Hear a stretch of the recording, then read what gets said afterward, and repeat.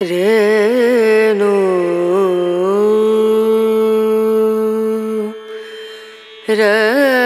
భూమిపై వెలిసిన దైవభూమి ఎక్కడైనా ఉందంటే అది భారతదేశం.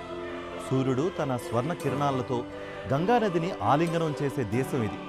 గాలిలో వేదమంత్రాల ఘోష, ఆలయ గర్భగృహాల్లో దీపారాధన జ్యోతి, ప్రతి ధూళి రేణువులో ఋషుల తపస్సు.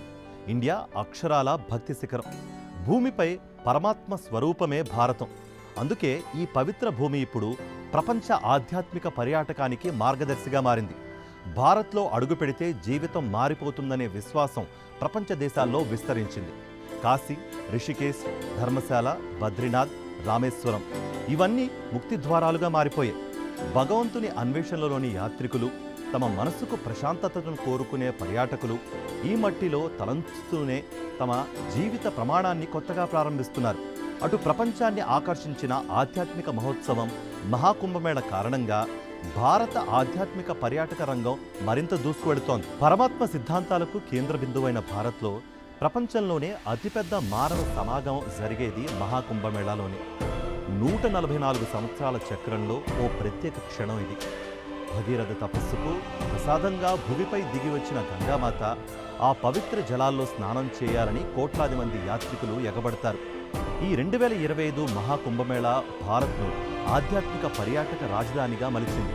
ఇది కేవలం మత సంబంధిత పండుగ మాత్రమే కాదు, ఇది భారతీయ ఆధ్యాత్మికతను ప్రపంచానికి చాటి చెప్పే యజ్ఞం. మహాకుంభమేళాతో 2 లక్షల కోట్లకు పైగా ఆదాయం వచ్చింది.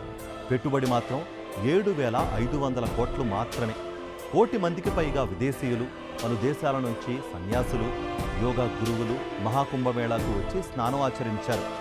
Live streaming, mobile apps, online ticket booking technology సాయంతో ప్రజలకు ఈ మహాకార్యం మరింత దగ్గరైంది. రాతన సాంప్రదాయాలకు ఆధునిక పరిజ్ఞానం జతలు కావడం వల్ల ఈసారి మహాకుంభమేళా అంతర్జాతీయ స్థాయిలో కొత్త ఆధ్యాత్మిక పోరాటానికి నాంది పలికింది. ఇది కేవలం మహాకుంభమేళాతో ఆగిపోయే విషయం కాదు. ఇండియా మొత్తం ఇప్పుడు ఆధ్యాత్మిక పర్యాటకానికి అంతర్జాతీయ కేంద్రంగా మారుతోంది. శక్తిపీఠాలు, ఆంతరింగిక ప్రశాంతతను అందించే యోగా ధ్యాన కేంద్రాలు, జన్మబంధాలను విడిపించే క్షేత్రాలను వెతుక్కుంటూ ప్రపంచం భారత్ను చేరుకుంటోంది.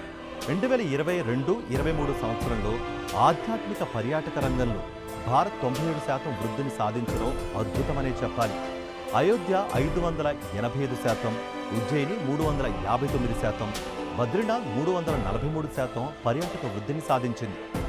2021లో 67 కోట్లుగా ఉన్న భారతీయ ఆధ్యాత్మిక యాత్రికుల సంఖ్య 2023 నాటికి 144 కోట్లకు పెరిగింది. 2022లో ఆధ్యాత్మిక పర్యాటక రంగంలో 1,00,000 కోట్లకు పైగా ఆదాయాన్ని పొందింది.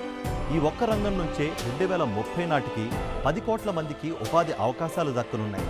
2028 నాటికి భారత ఆధ్యాత్మిక పర్యాటక విలువ 5,000 కోట్ల మార్కును టచ్ కానుంది. అటు భారతీయులు కూడా విదేశాల్లో ఆధ్యాత్మిక అనుభూతులను అన్వేషిస్తున్నారు. అందుకే మన ఆధ్యాత్మిక ధర్మం ప్రపంచవ్యాప్తంగా విస్తరిస్తోంది. భారతీయులు విదేశాలకు వెళ్లిన సంస్కృతిని పట్టుకుని తమ ఆధ్యాత్మికతను విస్తరిస్తున్నారు.